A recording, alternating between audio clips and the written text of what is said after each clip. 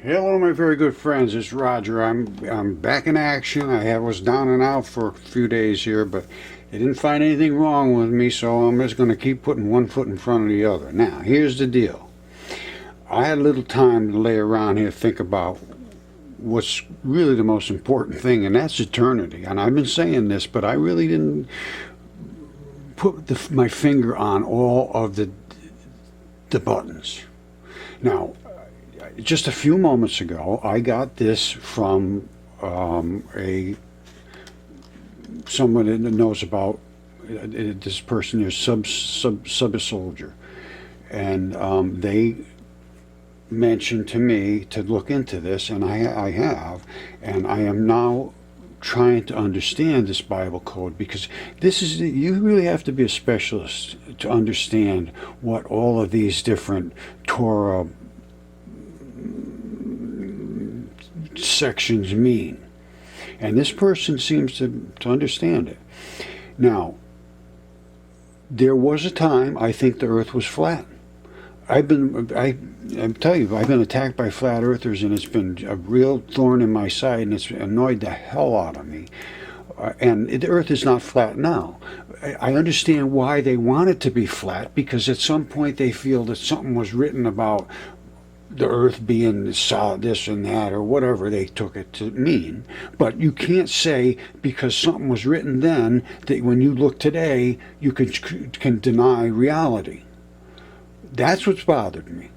However, I think now I can understand that the earth was a spinning disk.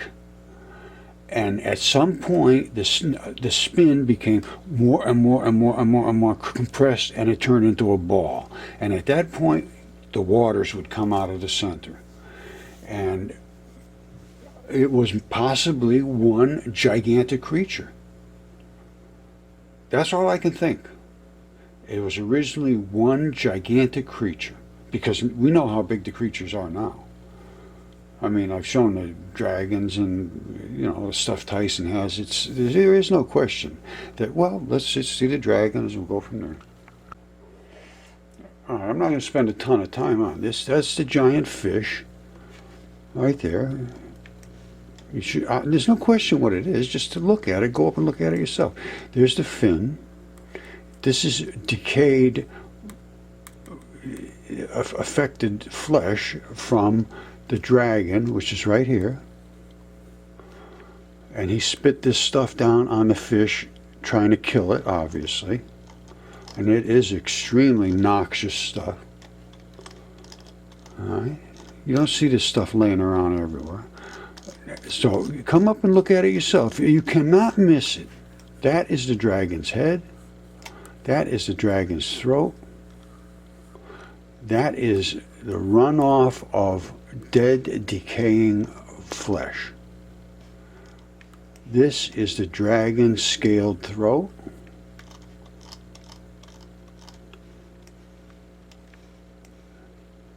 It runs all the way down, and then eventually there's a gash across the throat, right here, and he bled out into the desert. And that's exactly what it was written. It says that the Leviathan and the dragon that lives in the sea will cut his throat. And that thing lived in this, and it was a sea, and this is the head, and this is the body, runs all the way down. This is the tail. And it runs all the way down to here, almost into the Mediterranean. That's the entire north of Africa. Now, I can't account for how these creatures lived here and how they could possibly have been able to survive on an earth this size. These things I can't explain. But now I am starting to believe that the earth itself, according to these codes in the Torah, I can account for them. I can account for them. And we're going to go and look into it right now. All right, and this is what I was turned on to. It's called Focus on Bible Codes. Now, they're going through the Torah, and I'm just starting to understand this. I'm hoping to start to understand it now. They talk about, does the fossil record give us any indication there could have been a worldwide catastrophe in the past, such as the biblical flood? 100%. The conditions of the flood would have perfect for creating the myriad of fossils we see on every continent of the planet. 100% correct. Even on the highest mountains, and they talk about this, but she's not understanding that the highest mountains are creatures. They're not just mountains of dirt. So the kind of evidence supports the biblical narrative, and 100% it does. And I'm going to refer to this focus on Bible codes and the presentation, because I thought it was very, very good. It's something I don't have much understanding of yet, but as she explains it, I can understand the materials and why there wouldn't have been any rain, and then all of a sudden the floodwaters would come from inside the earth, and all of the things she says. So let's just listen to it. Shalom. Today I'd like to show you a Bible code about fossils. I believe that fossils are one of the best evidences for the worldwide flood mentioned in the book of Genesis. Fossils are found everywhere on earth, even on the highest mountains. So this table is found in the book of Genesis, chapters 1 till 12. Within these chapters is the story of Noah's flood. Now, fossilization is the process of an animal or a plant becoming preserved in hard petrified form, in rock form. The word fossilization, the three middle letters are Aleph, Bet, Nun.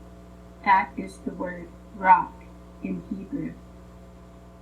Now, the biblical flood was worldwide, and it occurred approximately 4,300 years ago. The word flood is right here in the plain text of Scripture. This is Genesis chapter 9 here. The conditions on the earth before the flood were quite different than what they are today. The environment was more of a subtropical temperature from pole to pole. And they know that because they found palm leaves from palm trees and tropical type animals at both poles of the world. Okay, now, this is where I start to go into the science of this thing.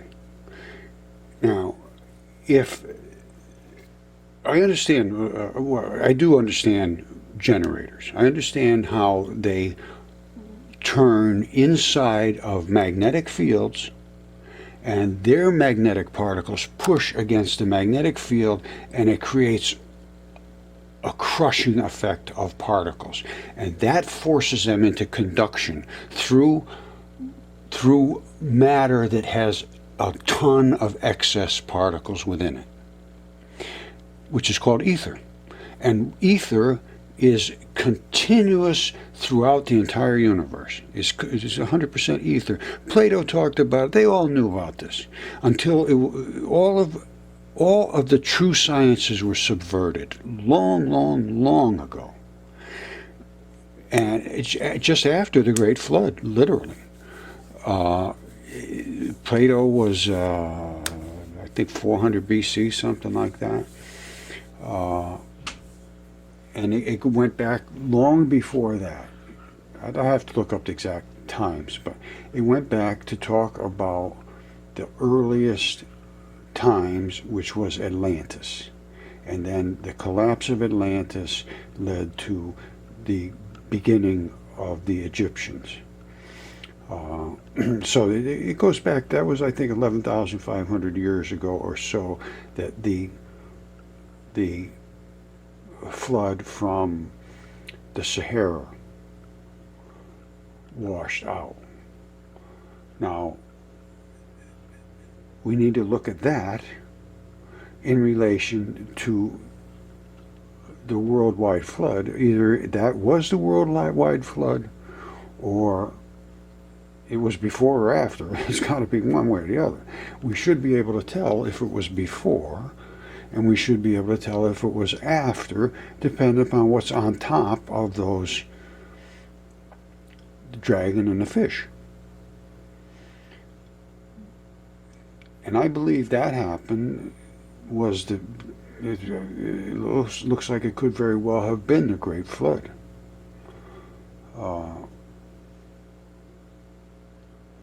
But again, I don't understand these things as well as I should, because these are the codes that they're talking about that relate to the events and the time frames and what the earth was like, and all of these, they have all of this information here that I don't understand.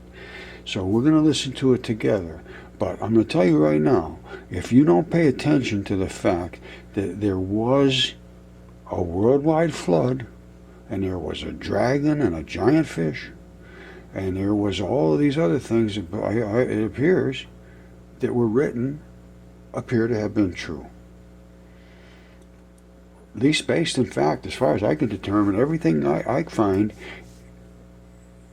is factual, and I have the facts to back it up. The DNA reports, the specimens, anatomists, the CAT scans, and they have nothing on the evolutionist side other than a theory of a big bang of nothing turned into everything, and the earth is nothing but dead dust, and that's all we are, and that's all we will ever be, and therefore get the best you can get for yourself and screw everybody else.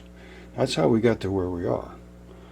Because if you understand your obligations to humanity, none of this stuff would be happening. And the only thing I could think of is that because they have made it so objectionable, you talk about God and Christ and that inside of the university system, you might as well forget it. They will destroy your life and keep your money and call you an idiot. And they are the ones that will be going to hell. You only go one way or the other. So as far as I'm concerned right now, I want to find eternity on the right side of the road. Do whatever you want, but you right now have no ability to make the right decision because you have never been given the information. And now you will get the information.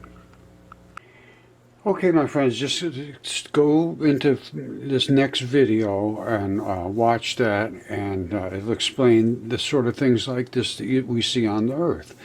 Now, I'm going to probably take down all my old videos because they were just sort of a mishmatch. I mean, they were all accurate, but they weren't, sort of unfocused. I'm just going to go into presenting the realities of what exists on the earth and try to relate it to these Torah codes and the Sumerian texts and all of that stuff, which everything relates. Once you understand what we're dealing with, it's not that big of a mystery. All right, stay tuned.